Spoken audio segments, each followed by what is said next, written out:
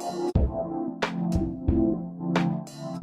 everyone, this is D, Movieman, fellow cinephile, popcorn addict, and emerging film critic, coming to you with reliable recaps, reviews, and reactions. So before we close out the year, I'm trying to play just a little bit of catch up for some films that I watched earlier in the year when everything was still open, and I saw them at the theaters, but of course, I had no idea that I would be doing the YouTube channel, so I never got a chance to do an actual review on them. So since some of these are actually available for streaming, I figured I'd do a little backtracking, rewatch, and then go ahead and give my reviews for those here. So today I'll be doing a review for the film The Photograph, directed by Stella Meghie and starring Issa and Lakeith Stanfield.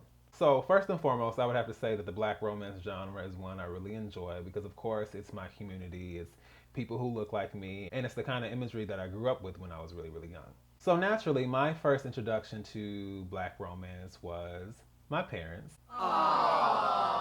Of course, of course. There really was so much I learned from the way that they interacted with each other and the way that they really cared for each other. Like me sitting on the floor watching Home Alone 2 while they're sitting behind me on the couch cutting out Valentine's Day cards for me to take to school. Those really are memories that stay with you. And it's something that was really important for me as a young black child to see. But jumping over to films, I would say Boomerang and A Low Down Dirty Shame were like the earliest I can recall in my mind. It's ironic that both of those are centered around love triangles, but I digress. And then jumping over to television, Martin and Gina on Martin and Carl and Harriet on Family Matters. Those were the earliest, kind of images I had growing up. And then, of course, there were countless other examples as I was growing up in the 90s. So it's something I've always appreciated because that was part of my upbringing. So, naturally, I was excited to see The Photograph. The Photograph tells the story of a young woman named Mae who is dealing with the recent passing of her mother, who was a famous photographer.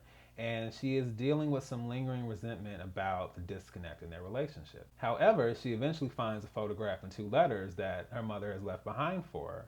And from there, she begins to discover a lot of things about her mother that she didn't know about her when she was still alive. And then on the flip side, we have a reporter named Michael who is interviewing a man named Isaac about his life post Katrina, but then he also sees a photograph of a young woman in his home who just so happens to be Christina, who is Mae's mother. And from there, their worlds start to collide and they begin to embark on this very unexpected relationship. So, to start with the pros for this film, I really loved the look and feel of this entire film. I loved the cinematography.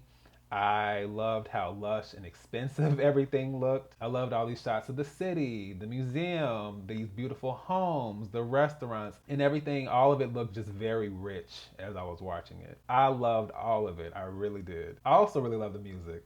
And it was just kind of a sound that I enjoy in general, but it's also a sound that I'm used to because it's something that I grew up with. A lot of the shots in the film reminded me of growing up in Chicago and the feeling of riding in the car, down the highway, through the streets, across the bridge, through Chicago with the city lights and the sounds and the colors and all of that sensory awareness, all of those evocative images. And there was always this jazzy, mellow sound playing on the radio, whether it was Paul Hardcastle's Rainforest or Summer Madness by Kool and the Gang, and me as a child having this real sense of peace and comfort and ease riding with, my mom or my dad or one of my family members or just traveling through the city. And it was such a beautiful feeling, and it's something that I've never forgotten even as an adult. I really love how varied this cast was. Oh, so many talented people. Of course, we had Issa Rae and Lakeith Stanfield, but we also had Shantae Adams and Yolande Noel. Also Tiona Paris,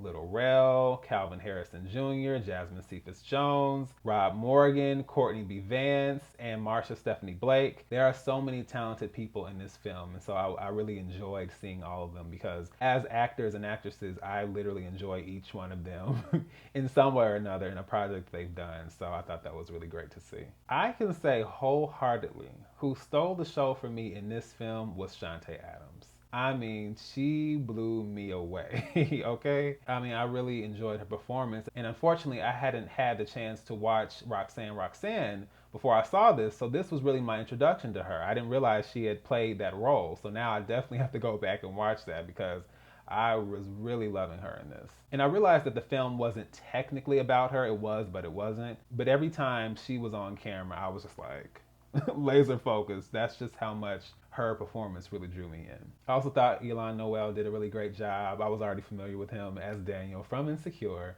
but I really enjoyed his chemistry with Shantae Adams. I thought they were great together. I loved their story, and I thought the dynamics between the two of them together was really great also. So now I'm going to bounce over to the cons, because there were some cons that I really wasn't expecting. There was one very central thing in this film that kept it coming all the way together for me. I think that Issa Rae and Lakeith Stanfield are so talented. Issa in Insecure and Little and The Lovebirds, I've really enjoyed seeing where her career has gone. And then, of course, Lakeith Stanfield, who has done like numerous projects. Get Out, Sorry to Bother You, Uncut Gems, Knives Out. He's done a lot. And I think they're so great individually and in their respective careers, of course. But I have to be honest, them together in this film as a romantic couple, no, no, no. And I was shocked because to me it made sense. You know, they're both talented, they both are attractive people. There's no way this wouldn't work, but every time they were on screen, I was just like,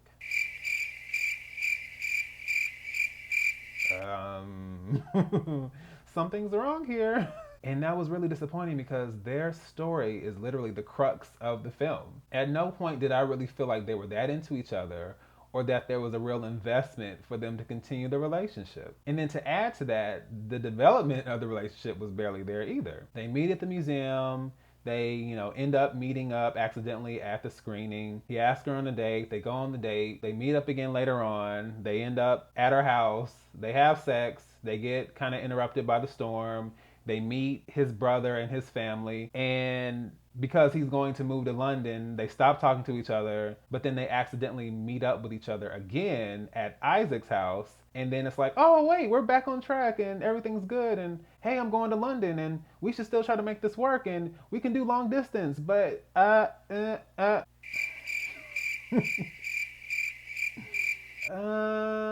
what exactly is the emotional investment, romantic investment, whatever you want to call it? What is there in this relationship that is so significant that I would be willing to fly back and forth from New York to London, which is 7 hours each way, to continue this relationship? I was really at a loss. Like, I was not buying it at all. I was like, because really this feels like a fling. This doesn't even really feel like a relationship. Did we get to the point where this was an actual relationship? Because I might have missed it because I didn't see it. And I think what really makes that stand out like a sore thumb is that every single other relationship that you see in the film is more interesting, is more layered, is more complex, is more intriguing, is more everything compared to Mae and Michael. Like, I was so into Christina and Isaac because I think they really were the heart of the film.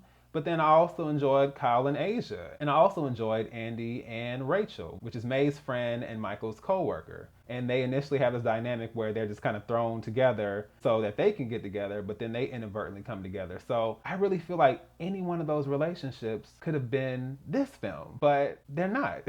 They're just side characters. I would have loved seeing more of any of those relationships, especially Christina and Isaac. And it's frustrating because we then have to keep bouncing away from these very interesting and funny and layered relationships to this main one that's just not compelling at all. And there's another thing that the film tries to do that I think other films have tried and failed to do also. And that's balance these narratives that are set in the past, but also are simultaneously set in the present. There's a film called W.E. and a film called Snowflower and the Secret Fan. They both are about these love stories that take place in the past and are kind of juxtaposed with the present. And I mean, that makes sense because normally the past and the present are, intertwined. So it makes sense that you would have a story that is juxtaposing both of those things. And the thing is, when we jump over to the story set in the past, they're so resonant and they're so interesting and they're so colorful and they're distinctive because they're taking place in these past eras. So there's always something more distinctive about that, and the music and the look and the feel of that and just the resonance of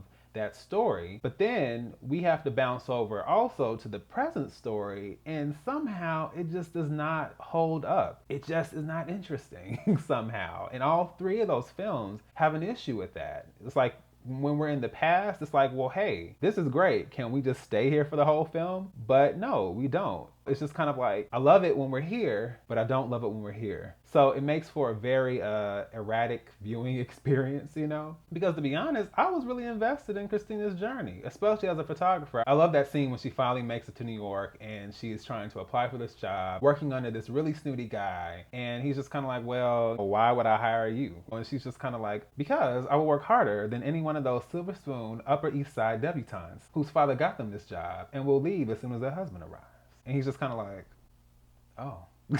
And then the next thing you see is her walking past all of them being like, hang it up, I got the job. Like, that was great. And I wanted to continue to see that journey, but we can't because we got to worry about Mae and Michael. I wanted to see her life and I wanted to see her relationships. I wanted to see what it was like making things work out with her husband and then her relationship with Mae and growing up and all those things. But the problem is the film makes the mistake of setting it after she's already passed. And I get that we're meant to kind of piece together her life, but as we piece it together, it's like we want more of it, but we don't because she's passed already. So it's just kind of a odd experience to watch because I feel like there was a lot of potential with that story arc, but the way that it was done, it kind of leaves a void in the film because we're hearing from her, but we're not really seeing her, especially later in her life. There was a really great scene involving Christina and Isaac, and it's basically the last time that they see each other. The first time we see it is from Isaac's perspective, and you know, she gives him a kiss and she leaves. And from his perspective, it just kind of looks like she's like, okay, you know, back to business, going back to my life, whatever, I'm leaving this behind. But then much later on, when Mae is reading her mother's letter, we see it from Christina's perspective, and we realize that she was trying not to break down as she was walking away from him because she realized, like, this is the end, this is it. And she had this huge secret that she didn't know how to reveal to him, and she figured, you know, this is it. So when she walks inside of the bus station and she sits down and the reality of it hits her and she breaks and you see the tears just stream down her face. Intense breakdown, emotional pain. And then her daughter, you know, sees her mother in pain and she just, you know, kind of leans on her mother's arm because, you know, she doesn't know what to say. Even as a child without words, she leans on her mother and just, you know, wants her to be okay. It takes a lot for me to have an emotional reaction, but that scene got me because it was real and I felt it and it was honest and it resonated with me. It was great. But then the problem is that scene is juxtaposed with Mae having a realization there and also kind of having an emotional breakdown, but it just didn't really work. It just felt very forced. It didn't feel genuine. And I think that Issa definitely has shown her potential as a dramatic actress on Insecure, but I think that you can kind of see that it's not quite there because there were some moments that were very stiff, and I don't feel like we got a lot of range from her as far as her expressions. I think a lot of it was kind of the same kind of doe-eyed, wide-eyed innocence expressions, and I needed to see more. I needed to feel her resentment, her frustration. We don't even really see Mae's full reaction to this very significant secret that she discovers about her mother. We don't even see a full visceral reaction. A huge bomb is dropped, but we still kind of get like, You know, it just, I needed more there. So in the end, I understood that the film was trying to use Christina and Isaac as kind of the lesson to learn because their story ends so tragically. And now Michael and Mae can learn from that because that story never really comes back together and there's a lot of regret and sadness there. So for Mae and Michael, it's like, look, we don't want to end up like this, so let's learn from it and let's make this work even though it's challenging. But when we have this moment where they realize they're going to stay together and make it work despite all the obstacles, I just was kind of like, but why? Why? And my issue with that is that we need to believe in this romance in order for it to work as a romance movie. You have to believe that these people have a reason to be together and that they can make things work. Yes, you can kind of suspend your disbelief a little bit, but it just didn't feel like the stakes were there for this relationship to go forward and really be successful because what was it built on, you know? So I am going to have to give the photograph a C+.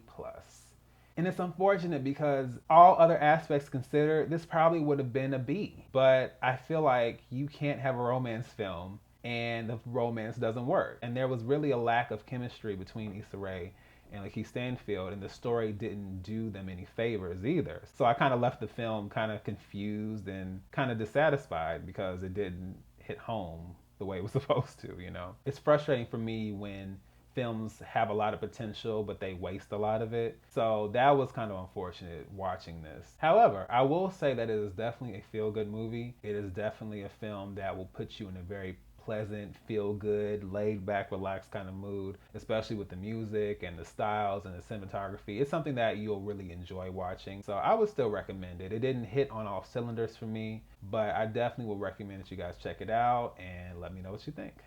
So, once again, this is the Movie Man signing off, and I'll see you at the movies.